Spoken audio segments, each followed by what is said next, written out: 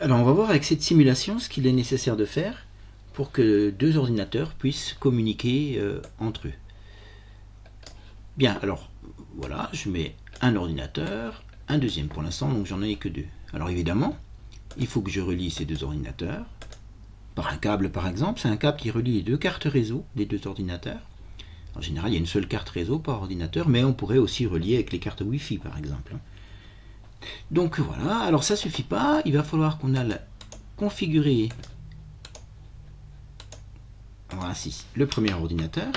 Et qu'est-ce que j'ai à configurer? Eh bien, j'ai à lui donner ce qu'on appelle une adresse IP, donc une sorte d'identifiant sur le réseau.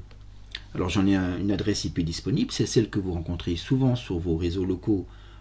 Chez vous, on expliquera pourquoi. Mais voilà, je peux mettre 200.180.120.1 par exemple. Il faut que je mette en fait une série de 4 nombres compris entre 0 et 255. Et puis le masque qui est en dessous, j'expliquerai tout à l'heure ce que c'est. Je fais la même chose avec le deuxième, configurer, je change son adresse IP, 200.180.120. Par exemple 18. Vous avez vu que j'ai commencé de la même façon, que je ne termine pas de la même façon. On va mettre l'adresse IP comme nom, et ici aussi, voilà, utiliser l'adresse IP comme nom. Ok. Voilà, nous y sommes. Alors, les cartes réseau sont reliées, des adresses IP sont affectées, on va aller voir un petit peu ce qui se passe, si je peux les faire communiquer. Et pour ça, je vais aller installer ici une application, ligne de commande, sur mon premier ordinateur. Voilà. Et puis donc, vous voyez, j'ai une série de fonctionnalités possibles.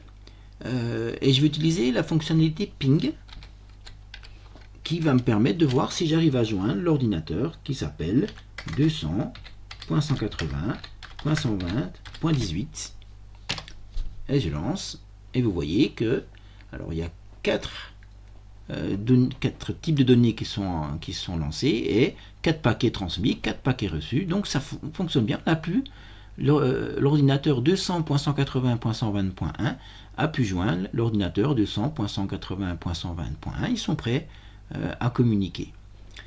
Alors si on va un peu plus loin, ici, au niveau des adresses IP et du masque, pour expliquer un petit peu ce qui se passe, en fait l'adresse IP, vous voyez, donc c'est bien, comme j'avais dit, une série de, ici, voilà, 4 nombres entre 0 et 255, qui peuvent s'écrire en binaire. Vous apprendrez plus tard, vous l'avez peut-être déjà fait au collège d'ailleurs, comment on convertit en binaire, mais je vais le faire là.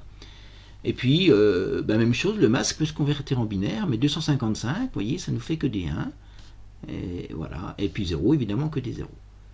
Alors en fait, ce qui se passe, c'est que toutes ces zones-là, qui correspondent au 1 de l'adresse MAC, du masque, pardon, excusez-moi, tous ces 1, toutes ces valeurs ici, qui correspondent au 1 du masque, doivent être communes aux deux ordinateurs pour qu'ils puissent communiquer.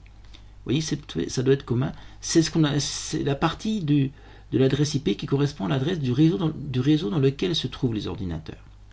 Et puis ce qui reste ici, en face des zéros du masque, eh bien en fait, ce sont finalement le numéro de l'ordinateur, l'identifiant de l'ordinateur par numéro sur le réseau.